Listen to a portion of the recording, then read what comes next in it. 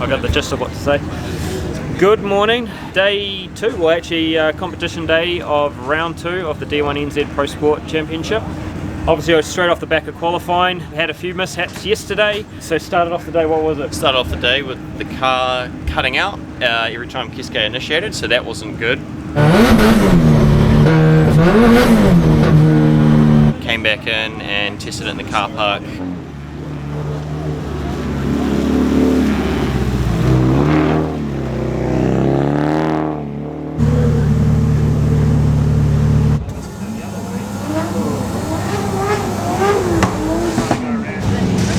It just turned off by itself. A couple of relays down here.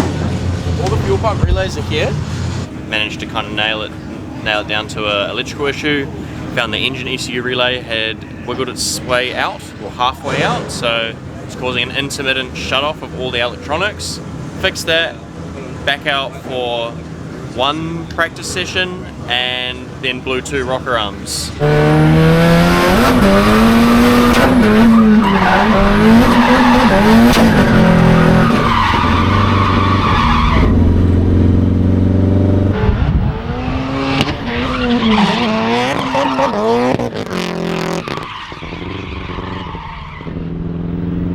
So back into the pits, engine apart, just managed to sort some spares in time, got that together just in time to get him back out for qualifying, which was good.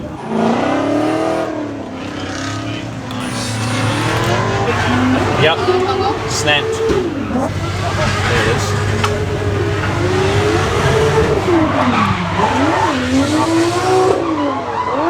Yep, there's one shim.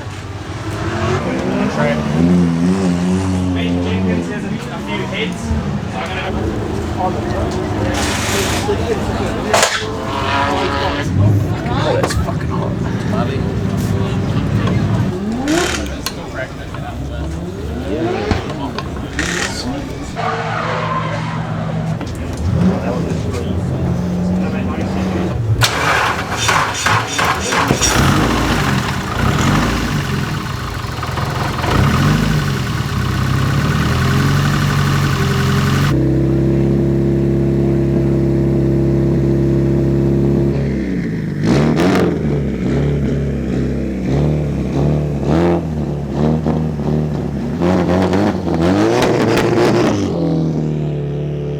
And then started bucketing down with rain, so that wasn't ideal, but he still got out there and managed to secure 5th position, so it was a good effort. Yeah. Real good effort. So yeah, big thanks to the Jenkins teams. Luckily they've got a workshop just up the top there, so they had some rocker arms for us, so that was really good. But yeah, so straight out, got into qualifying. Obviously Kes competing, well, he was qualifying last because obviously straight off the back of winning round 1. This is his home track, so he knows exactly what to do here, and even though it started pissing down for the last 6 drivers, I think, our other driver, which is in the other car, Digger Daniel Smith, he was pretty much got stuck in that first kind of car to go out when it just absolutely hosed down. The track's super wet. No, he just went straight off the end of the track twice, unfortunately, in span. Kes obviously, hey, home track, he knows what to do. He's been here plenty of times in the dry and the wet, and he managed to pull a 5th out of the hat in qualifying in those conditions, so that's amazing. So he goes straight into the top 16, gets a bye, and yeah, so we're on point for some good results hopefully today. And Kes has just come back from his driver briefing. Yeah. So yeah, we've just gone over, me and Kelly have checked the car. We've just made a couple of changes to the dash because we had a problem with the dash yesterday for some reason, it just locked out. That's all working again. Everything's all warmed up, everything looks good, so yeah, straight out. How's the track? Is it wet or dry? It looks wet now, so we're going to wait for the second group and let the first group dry it out. But yeah, no, it should dry out after a few runs, hopefully. Cool. Straight into battle practice.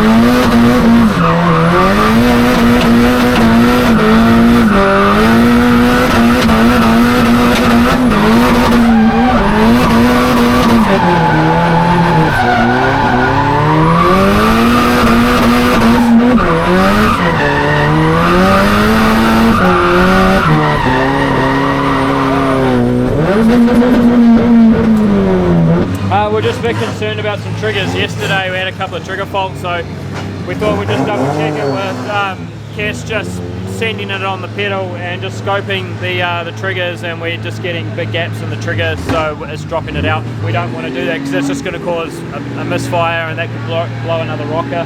We did have some trigger counts earlier in the day which might have actually contributed to the actual rockers blowing the first time, so we just want to, it's got an Ignition 5.0 trigger kit on it, so we're just going to take that off, shim the cherry sensors to the pickup because there's supposed to be like an air gap between them of a certain distance, so we'll just check that's fine, reset them and just double check it. We still have the original CAS disc in there if we need to put it back on as a backup, but yeah, just do what we need to do.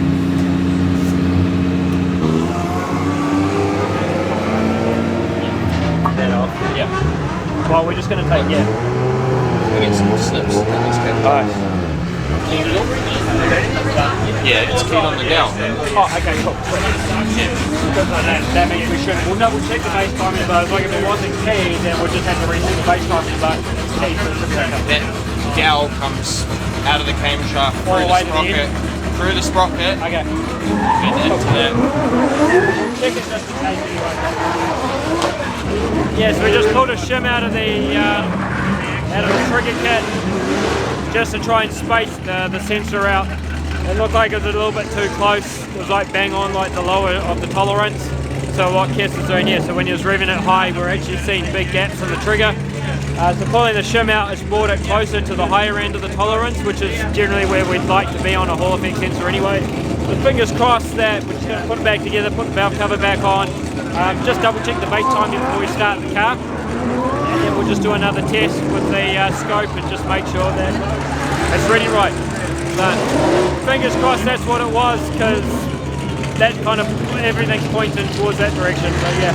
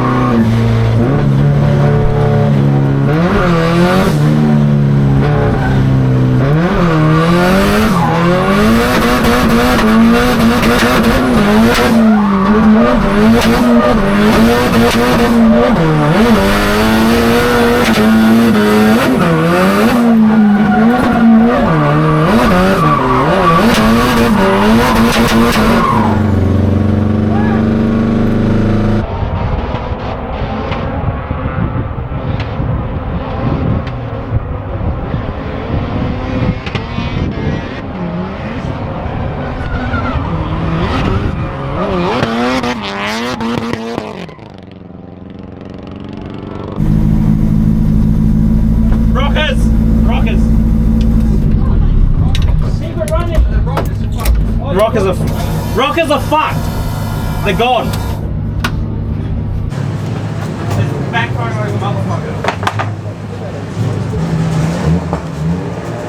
So we just went out for a mechanical. They were nice enough to let us go out, and down on power, backfiring, blue rockers again. So we're back to square one. Take it apart, put new rockers in, see what the actual issue is, and go from there. So hopefully we make it out.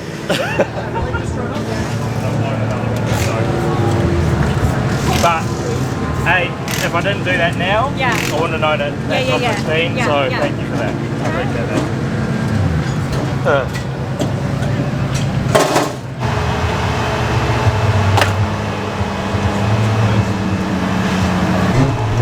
number 2 again. It's number 2 again.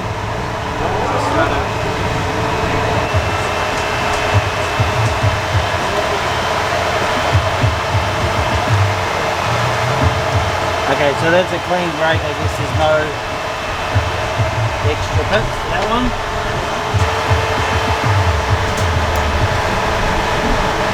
Okay, we're missing a few more pieces.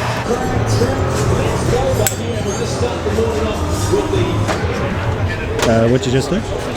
So again, thanks to the Jenkins boys, we just went up to their shop and grabbed a gear off the front of the cam, so that way we can just revert everything from the current trigger system to stock one. So hopefully that fixes the problem, because we blew 2 more rockers in cylinder 2 again. So yeah, we just want to revert it back to stock where we know that we haven't had issues, and fingers crossed do the base timing and get back out there for top 16. So the top 24 battles are going on now, so we've got a little bit of time, but just fingers crossed we get it all done. Well, no, that's good now. No bubbles. All the lifters we have are... Yeah. Do we want to have all the ones in though? Well, they're all lit up Yeah, mint now, we've but got that. Okay.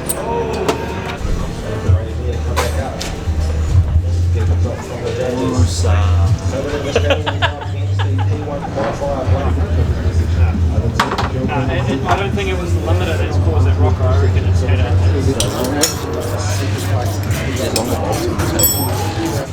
You ready? We're getting there. Can you find out if he wants cylinder 1. Okay, we'll just crank it, try again. Crank. It's not fucking going, eh? Okay. again?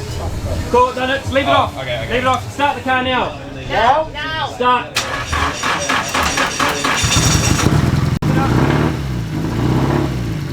What's up, further? We're right on the orange mark.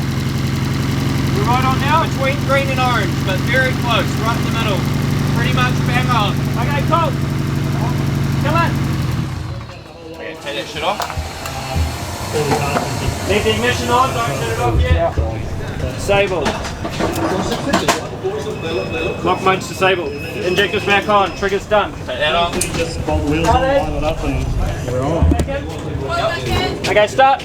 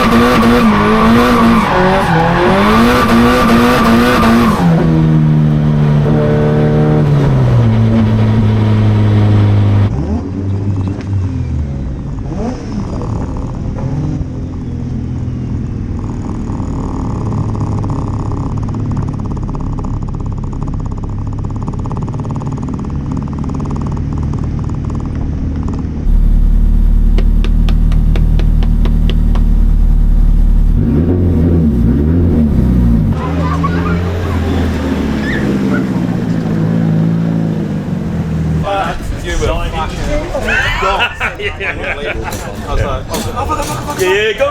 And then fuck you were gone. And then, Well done, bro. No, that's fucking no, get it done, bro. Right, so yeah, if that wasn't pulling magic out of our ass, I don't know what is. We managed to get the car back together with like one battle to go, so quickest setting of base timing in a Haltech SU that I've ever done in my life, but pretty much bang on, got it done. The car drove nice, but unfortunately that magic didn't carry through to the battle.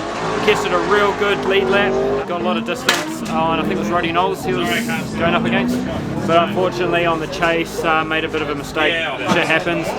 Kes obviously didn't have any practice, which obviously everything was against us on this one, so hey, that's racing, it's unfortunate. But yeah, we'll get the car back to work, we'll just go over it, check everything, maybe figure out why that trigger's doing what it did. But yeah, we got on top of it in the end. It's just a bit unfortunate we couldn't carry it through to the further battles, but hey, it is what it is.